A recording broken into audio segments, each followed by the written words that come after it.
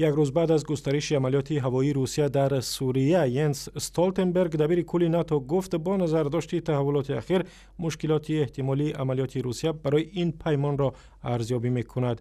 او گفت در صورت ضرورت ممکن است نیروهای ناتو به ترکیه به یک کشور عضو ناتو فرستاده شوند.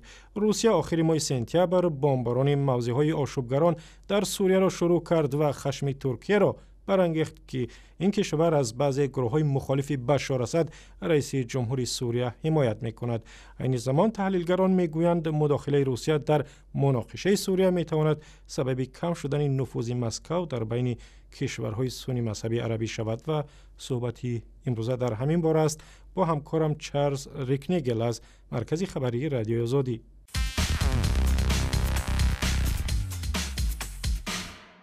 چارلز، مداخله روسیه به جنگ سوریه به نفوذ این کشور در خاورمیانه و به خصوص در بین کشورهای سنی مذهب چی تأثیر گذاشته می‌تواند؟ این مداخله تأثیر منفی می‌گذارد. ترکیه، عربستان سعودی، قطر، اردن و کشورهای بسیاری دیگر از مسکو خواستند بمباران سوریه را که روز 3 سپتامبر شروع شد بس کند.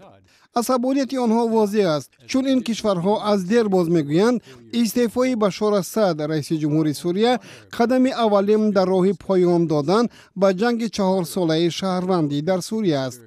تا کنون فقط مصر از انتقاد مسکو خودداری کرده است. ظاهراً مصر همکاری با روسیه را مهمتر از برکناری بشار اسد می‌داند. شما در یک گزارش خود در این باره گفتید که مداخله آشکار روسیه چی از جهت سیاسی و یا چی اقتصادی بر ضرر خود این کشور تمام می شود. لطفاً این را شرح می دادید. روسیه برای براه ماندن همکاری با کشورهای عربی سرمایه زیادی خرج کرده است. یکی از هدفهای روسیه برای تحکیم همکاری ها تشویق کشورهای عربی به سرمایه گذاری در روسیه است. این زمان روسیه در کشورهای عربی سنی مذهب منافع اقتصادی زیاد دارد و آنها را بازار خوب برای صادرات فناوری‌های اتمی خود می‌داند، به خصوص مصر، اردن و ترکیه را. حالا این مناسبت‌ها بنابر مداخله روسیه در مناقشه سوریه می‌توانند سرد شوند. تشکر. همکارم چارلز ریکنگل از مرکز خبری رادیو آزادی صحبت می‌کرد.